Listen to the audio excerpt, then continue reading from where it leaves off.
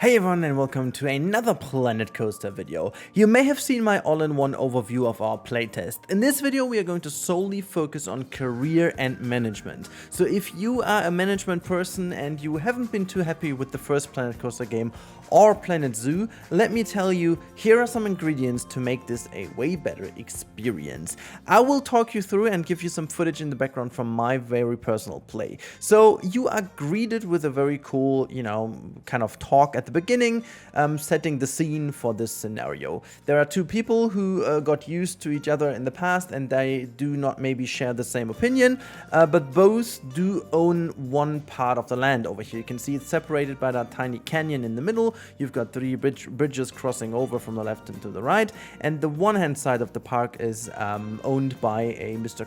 Kanto or so, and the other one is owned by yourself, and both land spaces have a different restriction to it. The one land is a bit more open to certain rides, and the other one, for example, is only open for some pools and so on.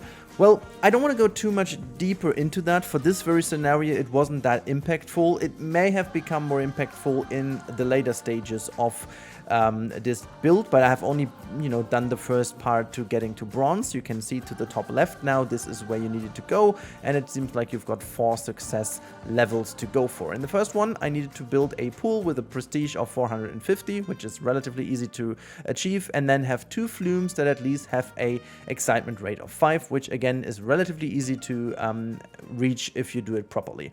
Now, I will leave a bit of my footage in while I'm doing some pathing and so on, because I need to get a couple of things out there. So first things first, I really like the fact that we are instantly greeted with a completely different setting than we are used to from Planet Coaster 1, where you always had like that open park, and then maybe sometimes was something built or not. But having like the 2 pieces of land over here with a different storyline that eventually later on will become a bit more complicated, because on the one side you cannot charge stuff from rides, and on the other hand you can always differ a little bit what you can do, and also you will be able to purchase more land later on either sides, so that is pretty cool. To get this even more meaningful, I'm gonna cut here into a menu, because you can see you have a way better menu this time around. You've got a research tree that lets you decide which side of the tree you want to go, for example, to push for first, and also this is a bit different to the first game. You also need to research every single element individually, and this helps obviously building the suspense a little bit. Here you have a look at all the different staff members. It is a bit more separated this time around. You do have a specific ride operation person, you have vendors, you've got lifeguards, so the overall amount of staff is bigger. This time around you will also need different sizes of staff rooms, and you obviously need to somehow get them into, the daily business. This is the biggest change of them all, and if you pay attention to the timer in the bottom of the screen, or I should say not the timer, it's actually the time of day, it will tell you at the moment it is 8:30 a.m. Keep that in mind until we are at the end of this playthrough. Now, a fully simulated day takes almost the whole scenario. Like the whole time I was playing, the full 90 minutes of my playthrough were just about a day. Which wasn't in the career mode. I switched over to Sandbox later, but I did use the sped up 3 times in Sandbox 2, so still I wasn't able to go through a full day. Which means this is the complete change here. You will now have to build a park with this in mind, meaning you are getting busy over day, and later on it will get less busy if people may actually leave the park. Unfortunately, I wasn't able to test that if people actually would leave the park in the evening. However, it may seem possible nonetheless, because the time, as you can see down below on the screen, is moving very slowly. So if the park closes at like 7 p.m. as it was in this scenario, from maybe 6 p.m. people would slowly start to move over. Now, the next thing we need to talk about obviously is the energy management and the water management. It was a bit clunky for me at the beginning, because you have to click on create new before you see all these options, and it took me a while until I figured out what to do. So I was building a transformer over here and trying to pull down some of these cables, and as you can see, they wouldn't snap for me. And it took a while until I noticed that I had to put down a transformer first in order to be able to connect this to the actual things.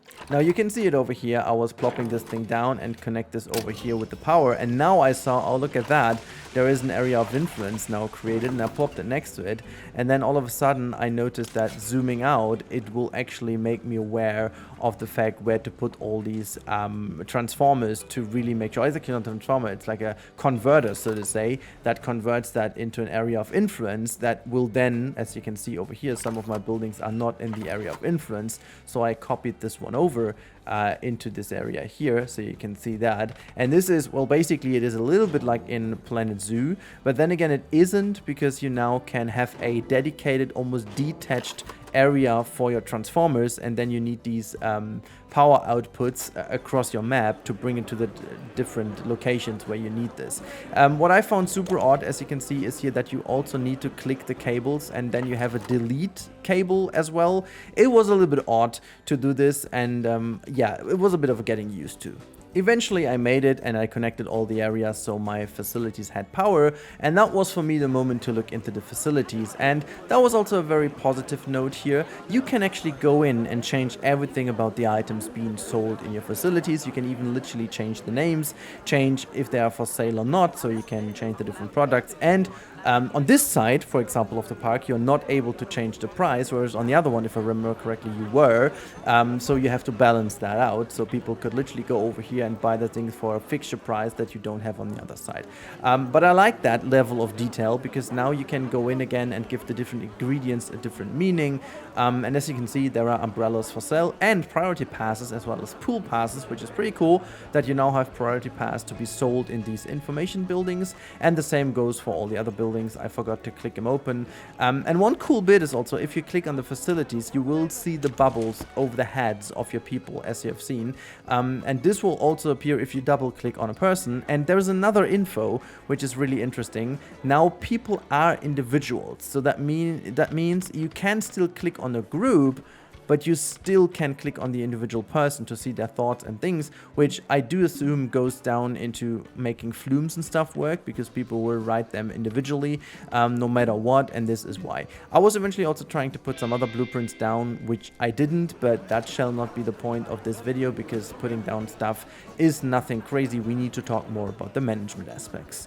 One of those is actually getting more people into the park, and I actually did this by putting down a flat ride over here, as you can see. Another hint at the time of day down below, I was already good into this playthrough, and I only made like an hour of in-game time. The park got more busy. We already had like 700 people in this tiny park, so I had the feeling it is a lot more crowded in this game, which makes overall the management in this game work a lot better. That was already the case in the first game. The more guests you had, the better it felt, and it's good to see that you have a lot more people, a lot more queues forming quickly. And I may admit, queues are also forming now on all facilities, including the changing rooms and all the other stuff, which you also have to manage. Speaking of management, there is one thing that I found absolutely amazing, and that is the staff management. Here you can see I'm moving a staff room in, very similar room that you will know from Planet Zoo. Unfortunately, it does not have to, appears to have an interior as of now. Maybe there will be one in the future, but at the moment it's just a black box. But what I found then was very oddly, I don't even know why I did this, but at some point I went into a menu for staff people, and once I was going into the menu, I came across something that will mean a lot of change for all of us. In a second, I'll be there while we're putting down some power here. And once I figured out what I was doing there, I didn't use that for this specific schedule over here, but there is a staff schedule, and look at that. Oh boy, is this crazy. Let's quickly take a screenshot and have a look at this in detail. Well, and this is pure gold, I must admit. You can see there is a whole very organized schedule of your staff members. You may think at first this is just to purely organize your staff better, which is the case. However, this is obviously paying tribute to having a full working day now in the game with a meaningful impact. So what you can do is you can set the different break times for your different staff members, which if you have played any of the Planet games now, it's super frustrating. Some of the people have been attending, for example, a shop at the same time, and both were tired again at the same time. So meaning you always had a break in your shop, no matter how many staff members you have employed. The same went for habitats in Planet Zoo, for example, that you always had like 3 keepers attend a habitat at the same time, while you needed 3 across the whole day. Now, as you have a whole day in this game finally properly simulated, this makes a whole bunch of time, and you can even edit these things. And this is my bet that we will have a lot more management, meaningful management of, well, different capacity of the zoo, of the park, and different, crowds that we have to manage. So the more is going on in your park, the more you need to obviously handle this by yourself. And I honestly can't wait to see that. It seems so good to me that we finally have this type of management of our staff, but also of the full daytime. I think this is a pretty big thing for the staff management, and I can't wait to see what people do with it, but also what the impact of this will be once we see more of the management revealed. It didn't really have that much of an impact in this career mode though, but as I was only playing for bronze, I can't even say if it would have been more for silver, gold, and whatever that last thing is. However, I really felt super convinced that this is a huge step forward. It always will be important how it's balanced at the end of the day, but you can really tell now with the day moving an hour forward again. I had some cuts in here. We are now at 900, almost 1,000 guests in this tiny park, which only features a couple of rides. You can see that this is a bit more of the way to go for this game, and I can't really wait to see how bigger scenarios play out, how complicated they can become, and also you need to always have the resources at hand. So there is time for a little verdict of my little career mode and to tell you what this is about and how I felt. Okay, so at first I was pretty annoyed that I needed to play a career mode. I wanted to jump into sandbox mode right away. But at the end of the day, I was kind of happy that Frontier forced us to do this, because it really showed that they meant to change also a couple things in career mode. I really am curious to see how this all will play out long term for the career mode, but all the new ingredients make it a lot more interesting, even to play for me, and I'm gonna see what I will do with it, with the different restrictions, with the different permissions you have, with the typical like 2 sites you can purchase and land you can't work in, or you have to work for until you can purchase it, or the different restrictions that may change over time, and all these kind of things that are typical to good management games of the past, such as Roller Coaster Tycoon. So I'm really happy that they took some of the good old ingredients that ain't broken and put them back into the game. I'm very curious to see how it looks when you are able to purchase land, so I can really imagine having some very space relevant scenarios in the future where you really have to work with the space available until you can buy new land, so that new land is becoming increasingly expensive, so you have to work with the land available. And this is also what made Parkitect a very strong game, and maybe they learned from that as well. So I was really positively surprised also by how well it played, and all the information you have on screen is more than enough to really get get it handled. As I said, there are a couple of things they need to change, to bring the power stuff up front a bit more, give a bit more of an intro to how power is actually working, and also you need to make it a bit more meaningful. By that I mean a bit more harder to access. It was a bit of an easy one, but I mean, this was a playtest. There is no point in giving us the hardest of all the scenarios. So I'm holding back a little bit with the criticism at this point, because we don't know what this is going to be in the future. Anyhows, that shall be it with my overview of the career mode. I really hope you guys enjoyed that, and if you haven't subscribed to the channel yet, please consider doing so, because you helped me reach the 100k this year. I can't do it on my own, and I really would love to see this number pop up before Christmas. And yeah, I'm so thankful for all your support. Hopefully you liked this video, and if you have any questions, let me know in the comments down below while we are jumping into sandbox mode. Which means goodbye for this video.